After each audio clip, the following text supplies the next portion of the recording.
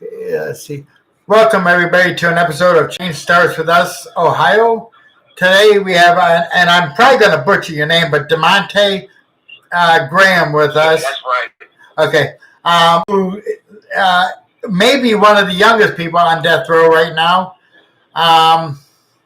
That is claiming his innocence, and I'm giving him the opportunity to share with with our great people on a little bit on his story, so that you have some idea. Welcome, Damantae. This call is originating from an Ohio correctional facility and may be recorded and monitored. Share a little bit about you, Damantae. Okay, my name is Damantae Graham. I'm 23 years old. In 2016, at the age of 19, I was convicted of aggravated murder of a Kent State student by an all-white jury. I feel like I was accused of the most egregious crime known to man, aggravated murder, but there was not a single piece of evidence presented against me. The state's main witnesses were three co-defendants who all had an interest in the outcome, and they testified in order to get a good deal, but there was no physical evidence presented to support their testimonies. Let me ask you this. Were you present at the crime at all? No, I was not. I had nothing to do with the murder or the robbery or anything. I was basically a scapegoat and a political stepladder for the prosecution. I was convicted on election year. I was in accounting for 9 months. Like, it was just, I was unaware of the severity of the situation, and they took advantage of that. Wow. So, how do you feel your attorney worked on your behalf? Oh, I feel like, my first 2.5, 3 years, I spent a lot of time researching the law on my case, and through the research, I have found that my trial counsel was very ineffective, and I feel like they conspired with the state at times to waive a lot of my rights without me knowing about it. Right. They didn't even send a defense. There were independent witnesses that could raise doubt on the state's case that they didn't call to the stand, or like I don't feel like they was working on my behalf at all. Yeah, it seems like they weren't, and I'm not saying every public defender is bad, because I've met some good ones, but I've also met some that just don't want to go beyond anything to really fight for the person.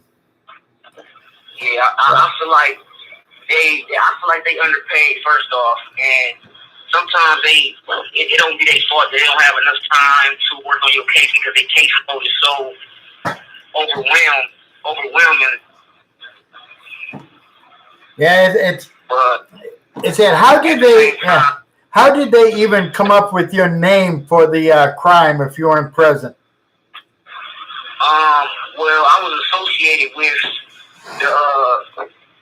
the ones who confessed to committing the crime. Right.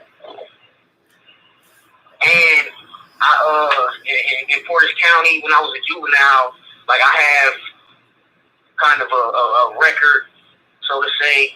So the police, they kind of already had a suspect in mind, and I just happened to be that suspect, but I had nothing to do with this crime. Yeah, juvenile record does not mean you're going to commit aggravated murder. I agree. Right. But let's explain to the people what you need help with to fight your case, and your contact information. From an Ohio correctional facility and may be recorded and monitored. Let's reach out to the people and ask them for help, and give your contact information. What type of help do you need right now with your case? Well, right now I just need support because I need to shed light on this injustice. I was convicted based on the testimony of 3 witnesses. Right. And one of the witnesses already signed an affidavit recanting his trial testimony, saying that he lied. And I just need to bring light to the situation. if this is an aggravated murder, the worst of the worst, and I'm sitting on death row right now, based on someone's word, I just need people to understand this. Like,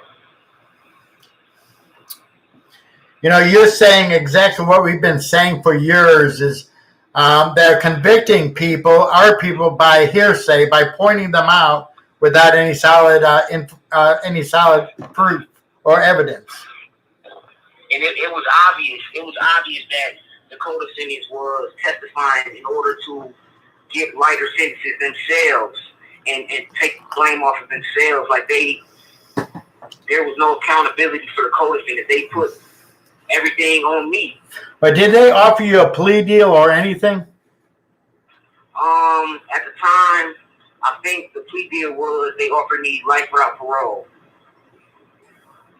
Do you wish you would have taken that now, or would you still want to fight your innocence?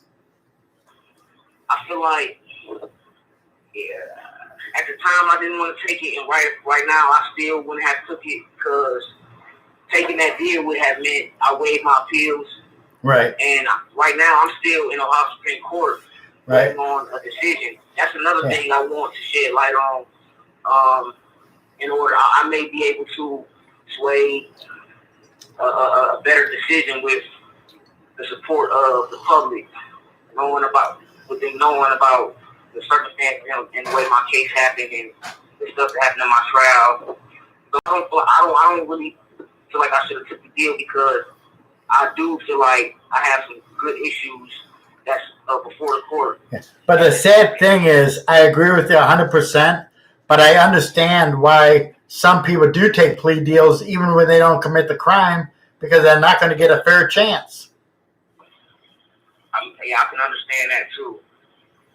It seemed like it was set up, that was back from the beginning. Right. Well, we have a protest planned for up in front of Chillicothe for you guys on the 17th. Now, what our group does is we fight for those who are wrongfully convicted or innocent, not necessarily the death penalty, but I'm totally opposed to the death sentence. So we got a couple of groups that's going to join us. Yeah. What would you like to say to the public? I know it's got to be scary sitting on death row. I was a porter years ago on death row, but I could just imagine what you guys are thinking and going through. But the good thing is right now, with Michigan doing away with the death penalty, I think Ohio has a good chance with that. And your sentence is being commuted with life without parole. But then after it gets commuted, you could fight for still your freedom. Most definitely. So, well, this is what I like to say. I would just like to address, at 19 years old, I wasn't perfect, but I didn't deserve to be anybody's scapegoat. I'm saying these past 4 years, I have sat on death row. I made tremendous growth, and I'm still growing. Like, I have a family, I have siblings, nieces and nephews who need guidance and positivity and strength. Like, so I plan on being that for them. I'm understanding, you know what I'm saying? Like, I just feel like if I was to get another chance, I would make a difference. I believe you on that. And Ed was saying how mature you are for your age. Yeah, I've made a lot of growth. I'm 23 right now. Yeah, but you're still a kid, though, and you should not be. I mean, I have a problem with you being on death row at your age. The male brain, they say, does not get fully developed to 27. Some people still say mine's not, but come on. If you're not old enough to buy beer, if you're not old enough to, I don't know, some of the other things. How can you be old enough to be sentenced to death? This call is originating from an Ohio correctional facility and may be recorded and monitored. Yeah. Do you have good family support? Say that again. Do you have family support? Yes. Oh, yes. I have tremendous support from my family. That's really how I spend most of my time and how I get through this. Yeah. See if you could set up some interviews for them with me as well. Okay. If you don't mind. And remember, too, when we do the time, I did 25 years, but when we do time, our family does a time with us. Most definitely.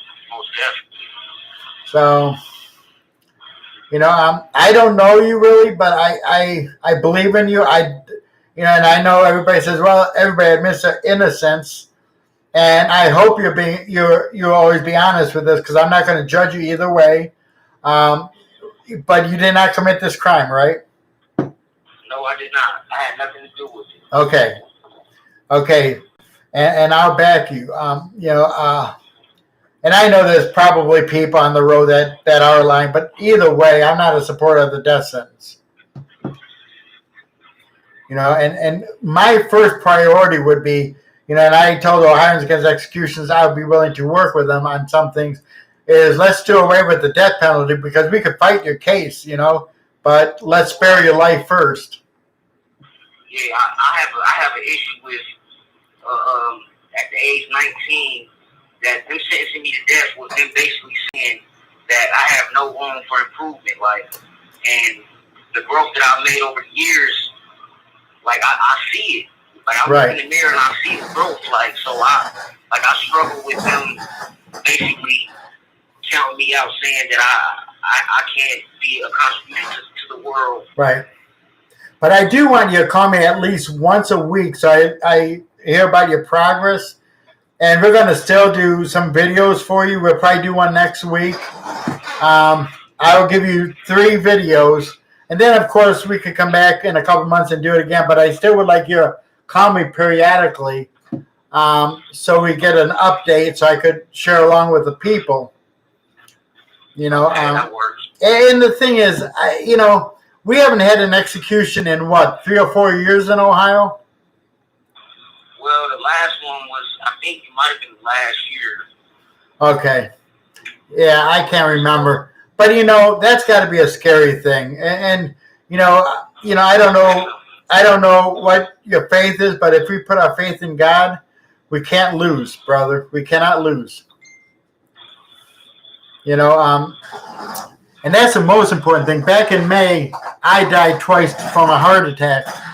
So that strengthened my faith. And let's bring awareness out for you guys, but let's also build your strength, your faith, so that you're going to be living on that. It's definitely the struggle waking up on death row when they didn't just execute somebody that morning, or knowing that they really are pursuing. You have 1 minute remaining. Why don't we do another video, say next Monday afternoon, same time, if we can? Okay, that should work. Okay, and give your contact information for the good folks. Okay, you can reach me at Damantae Graham, MA number A691689. I am in Chillicothe Correctional Institution, P.O. Box 5500, Chillicothe, Ohio. Or you can email me on JPay by putting my name and number in there. Right, and if you need his number, you could get a hold of me, and I'll give it to you as well. But let's pray for these people on death row and those that are totally innocent within our system, that the truth comes out and they can be free. Okay? Yeah. Right, and we believe in you, so keep going forward and keep improving yourself regardless, okay? Thank you for using. That's Damantae Graham, and these are real hard interviews for me. I've done a little bit of research on his. I talked to him on the phone a couple times. And I don't believe, by no means, everybody we're talking to is totally innocent. But I also am very careful. I have to do a little bit of reading, and I'm not an attorney, but I do a little bit of reading and research to see how things happen in court. And I do know people will plead guilty for cases they did not do because they're threatened by the prosecutor, that they will get 50 years. Then they find out later on they can't get 50 years. Like I was promised I was going to get out after 6 years, 8 months, 21 days. The prosecutor did not tell me that's when I seen the parole board. so there's a lot of things that are really unfair that's happening. But let's pray for these people that are on death row and those that are totally innocent throughout the state. Let's pray for Pat Shank, Frank Wood, John Peters, and